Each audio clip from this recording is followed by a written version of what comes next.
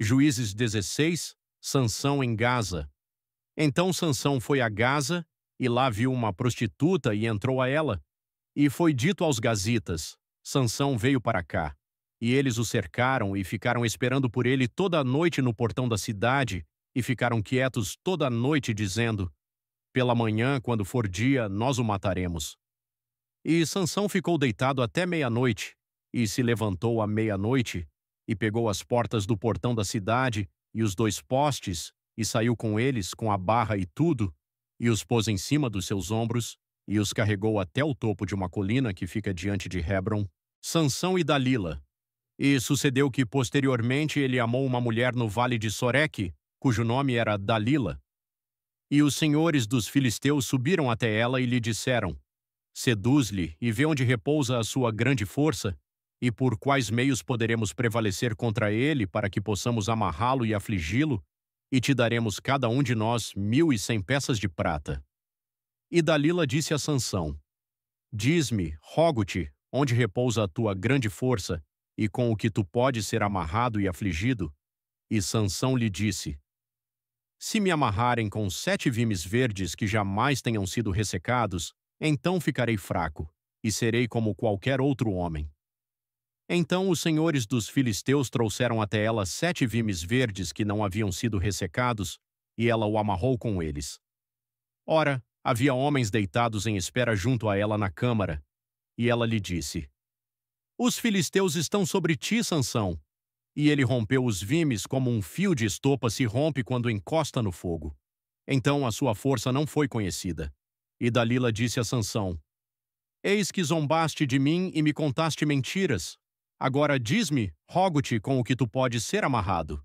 E ele lhe disse: se me amarrarem firmemente com cordas novas que jamais foram usadas, então serei fraco, e como qualquer outro homem. Dalila, portanto, tomou cordas novas e com elas o amarrou e lhe disse: os filisteus estão sobre ti, Sansão. E havia homens deitados em espera na câmara, e ele as rompeu dos seus braços como se fossem um fio. E Dalila disse a Sansão: até aqui tu tens zombado de mim e me contado mentiras. Conta-me com o que tu podes ser amarrado. E ele lhe disse: se tu teceres as 7 tranças da minha cabeça com a trama. E ela o prendeu com o pino e lhe disse: os filisteus estão sobre ti, Sansão. E ele despertou do seu sono e saiu com o pino da trave e com a trama. E ela lhe disse: como tu podes dizer, eu te amo, quando o teu coração não está comigo? Zombaste de mim 3 vezes e não me contaste onde repousa a tua grande força? E sucedeu que, quando ela o pressionava diariamente com as suas palavras, e com ele insistia, a sua alma ficou atormentada até a morte, até que ele contou-lhe todo o seu coração e lhe disse: jamais veio navalha sobre a minha cabeça, pois sou um nazireu para o Criador desde o ventre da minha mãe. Se eu for raspado, então a minha força se irá de mim, e eu me tornarei fraco, e serei como qualquer outro homem. E quando Dalila viu que ele havia lhe contado todo o seu coração, ela enviou e chamou os senhores dos filisteus, dizendo: subi mais esta única vez, pois ele me revelou todo o seu coração. Então os senhores dos filisteus subiram até ela e trouxeram dinheiro nas suas mãos. E ela fez com que ele dormisse sobre os seus joelhos, e chamou um homem, e fez com que ele raspasse as 7 tranças da sua cabeça. E ela começou a afligi-lo, e a sua força se foi dele. E ela lhe disse: os filisteus estão sobre ti, Sansão. E ele despertou do seu sono e disse: eu sairei como nas outras vezes anteriores, e me sacudirei. E ele não sabia que o Senhor havia se retirado dele. Mas os filisteus o apanharam, e lhe arrancaram os olhos, e o fizeram descer até Gaza, e o amarraram com grilhões de bronze, e ele fazia moagem na casa prisional. Todavia, o cabelo da sua cabeça começou a crescer novamente, depois de ter sido raspado, a morte de Sansão.